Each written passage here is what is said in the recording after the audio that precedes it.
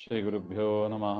नारायणाय परिपूर्णगुणार्णवाय विश्वोदयस्थितिलयो नियतिप्रदाय ज्ञानप्रदाय विबुधासुरसौख्यदुःखसत्कारणाय वितताय नमो नमस्ते। देवं नारायणं नत्वा सर्वदोषविवर्जितं परिपूर्णं गुरुंश्चान्न गीतार्थं वक्ष्यामि लेशतः। समस्तगुणसम्पूर्णं सर्वदोषविवर्जितं नारायणं नमस्कृत्य गीतातात्पर्यमुच्यते। नारायणं सुरगुरुं जगदेकनाथं भक्तप्रियं सकललोकनमस्कृतं च त्रैगुण्यवर्जितमजं विभुमाद्यमीशं वन्दे भवघ्नममरासुरसिद्धवन्द्यं। नारायणं नमस्कृत्य नरं चैव नरोत्तमं देवीं सरस्वतीं व्यासं ततो जयमुदीरये। कृष्णाय वासुदेवाय हरे परमात्मने प्रणतक्लेशनाशाय ಗೋವಿಂದಾಯ ನಮೋ ನಮಃ.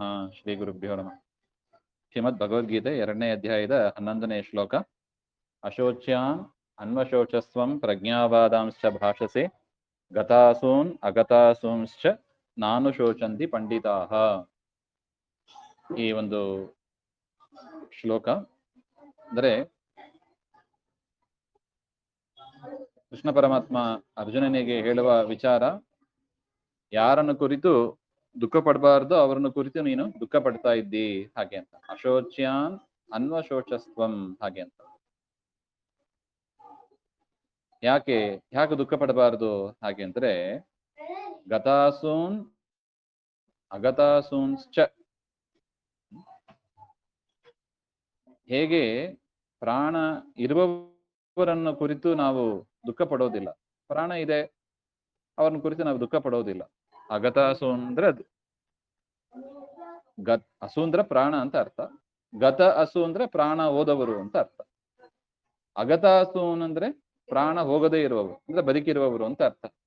ಬದುಕಿರುವವರನ್ನು ಕುರಿತು ನಾವು ಹೇಗೆ ಚಿಂತೆ ಮಾಡೋದಿಲ್ಲವೋ ಅದೇ ರೀತಿಯಾಗಿ ಗತಾಸೂನ್ ಪ್ರಾಣ ಹೋದವರು ಅಥವಾ ಪ್ರಾಣ ಹೋಗ್ಲಿಕ್ಕಿರುವವರು, ಸಮೀಪದಲ್ಲಿ ಮರಣ ಉಳ್ಳವರನ್ನು ಕುರಿತು ಕೂಡ ನಾವು ದುಃಖ ಪಡಬೇಕಾಗಿಲ್ಲ.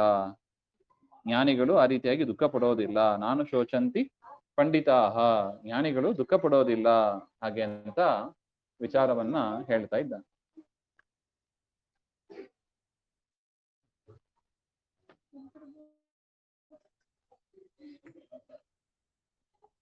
ಅಶೋಚ್ಯಾನ್ ಅನ್ವಶೋಚತ್ವಂ ಪ್ರಜ್ಞಾವಾದಾಂಶ್ಚ ಭಾಷಸೆ ಗತಾಸೂನ್ ಅಗತಾಸೂನ್. ಹೇಗೆ ಅಂದರೆ ಜ್ಞಾನಿಗಳ ನೋಡಿ, ಇದು ಮಧ್ವ ಸಿದ್ಧಾಂತದ ದೊಡ್ಡ ಹಿರಿಮೆ. ಶಾಸ್ತ್ರವನ್ನ ಓದಿ ಜ್ಞಾನಿಗಳಾದವರು ಅವರು ದುಃಖ ಪಡೋದಿಲ್ಲ ಅಂತ. ಜ್ಞಾನಿಗಳಿಗೆ ದುಃಖ ಇರೋದಿಲ್ಲ. ಯಾಕೆ?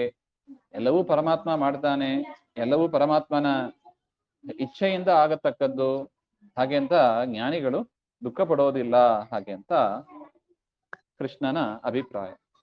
ನಾನು ಶೋಚಂತಿ, ಅನುಶೋಚಂತಿ ಅಂದ್ರೆ ದುಃಖ ಪಡೋದು, ನಾನು ಶೋಚಂತಿ ಅಂದ್ರೆ ದುಃಖ ಪಡೋದಿಲ್ಲ ಅಂತ. ಅದರಿಂದ ಪರಮಾತ್ಮನ ವಿಚಾರ ಬಂದಷ್ಟು ನಮಗೆ ದುಃಖ ದೂರ ಆಗ್ತದೆ ಎಂಬ ಒಂದು ವಿಚಾರ ಅದು. ಅದರಿಂದ ಜ್ಞಾನಿಗಳು ಅವರೇ ಸರಿಯಾದ ಜ್ಞಾನಿಗಳು ಅಂತ ಅರ್ಥ. ಅದರಿಂದ ಜ್ಞಾನಿಗಳು ಹೇಗೆ ದುಃಖ ಪಡೋದಿಲ್ಲವೋ ಅದೇ ರೀತಿಯಾಗಿ,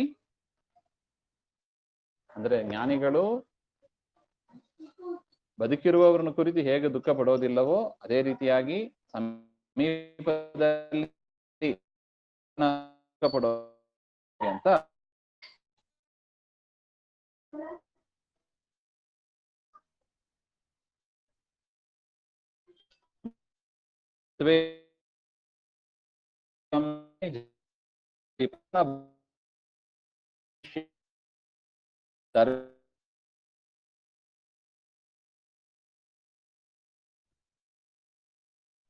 ಇಲ್ಲ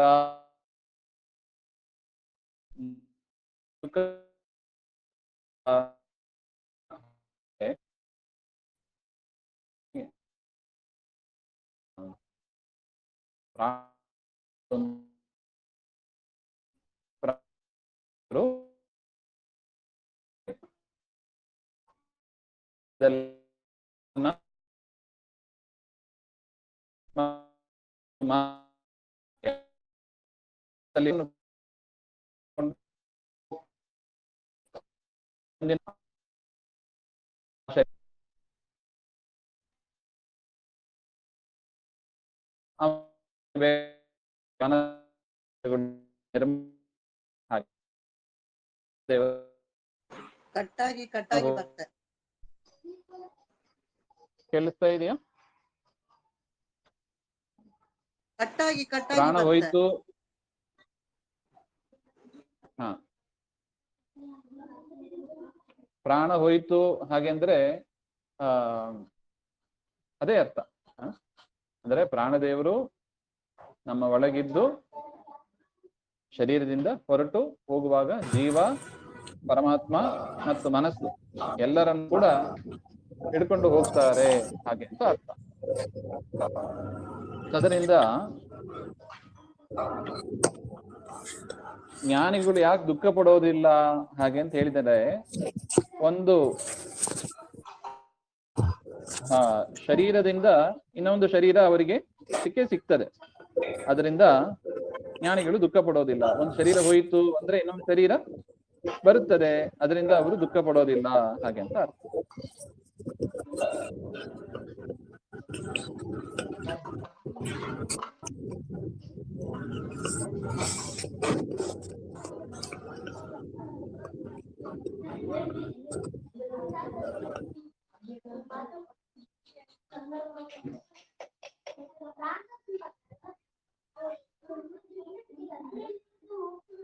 ಅದರಿಂದ ಜ್ಞಾನಿಗಳು ದುಃಖ ಪಡೋದಿಲ್ಲ ಹಾಗೆ ಅಂತ ಹೇಳ್ತಾರೆ.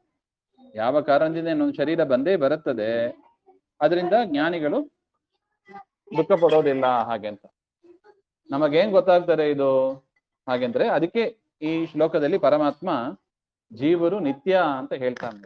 ನತ್ವೇವಾಹಂ ಜಾತುನಾಸಂ ನತ್ವಂ ನೇಮೆ ಜನಾಧಿಪಾಹ ನಚೈವನ ಭವಿಷ್ಯಾಮಹ ಸರ್ವೇ ವಯಂ ಅತಃ ಪರಂ. ಅಂದ್ರೆ ನಾನು ಇಲ್ಲ ಅಂತ ಇಲ್ಲ, ಮೂರು ಕಾಲದಲ್ಲೂ, ಹಿಂದೆ ಆಗಲಿ, ಈಗಾಗಲಿ, ಭವಿಷ್ಯತ್ ಕಾಲ ಆಗಲಿ, ನಾನು ಇಲ್ಲ ಅಂತ ಇಲ್ಲ, ನಾನು ಇದ್ದೇ ಇದ್ದೇನೆ.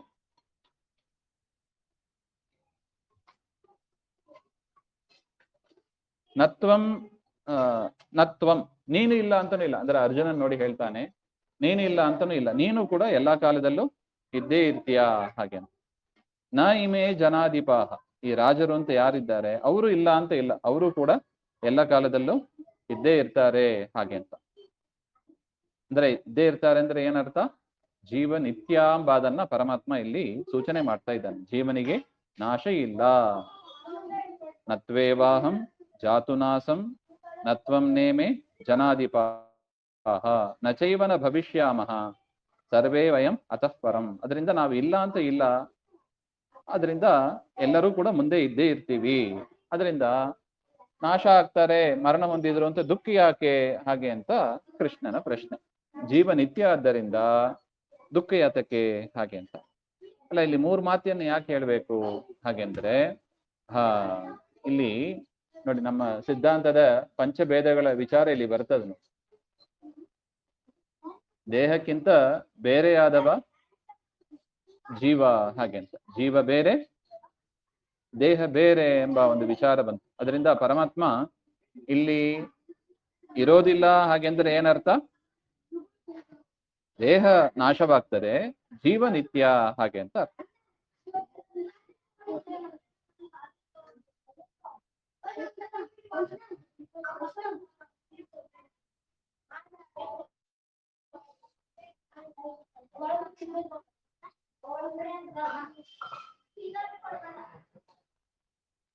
ಇನ್ನೊಂದು ನತ್ವೇ ವಾಹಂ ಅಂತ ಕೃಷ್ಣ ಪರಮಾತ್ಮ ತನ್ನನ್ನು ಹೇಳಿಕೊಂಡಿದ್ರಿಂದ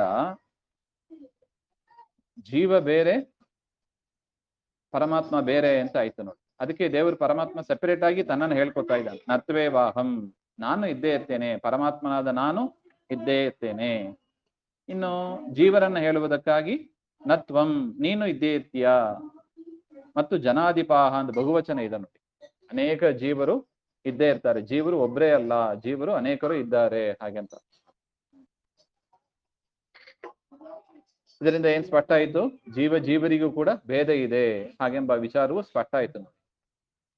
ನತ್ವೇವಾಹಂ ಜಾತುನಾಸಂ ನತ್ವಂ ನೇಮೆ ಜನಾಧಿಪಾಹ ನಚೈವನ ಭವಿಷ್ಯಾಮಹ ಸರ್ವೇ ವಯಮತಃ ಪರಂ ಹಾಗೆ. ಅದರಿಂದ ಜೀವ ನಿತ್ಯ ಆದ್ದರಿಂದ ಜ್ಞಾನಿಗಳು ದುಃಖ ಪಡೋದಿಲ್ಲ. ಮೃತರಾದರು ಅಂತ ದುಃಖ ಪಡೋದಿಲ್ಲ. ಯಾಕೆ? ಜೀವ ನಿತ್ಯವಾದ್ದರಿಂದ. ಪರಮಾತ್ಮ ತನ್ನನ್ನೇ ಉದಾಹರಣೆಯಾಗಿ ಇಟ್ಟುಕೊಂಡು ಹೇಳ್ತಾನೆ, ಹೇಗೆ ನಾನು ಮೃತನಾಗೋದಿಲ್ಲ ಅದೇ ರೀತಿಯಾಗಿ ಜೀವರು ಕೂಡ ಮೃತರಾಗೋದಿಲ್ಲ ಹಾಗೆ ಅಂತ ಅಭಿಪ್ರಾಯ. ಮುಂದಿನ ವಿಚಾರ ಮತ್ತೆ ನೋಡೋಣ. ಶ್ರೀಮದ್ ಅಂತರ್ಗತ ಶ್ರೀಕೃಷ್ಣ ಶ್ರೀ ಹರೇ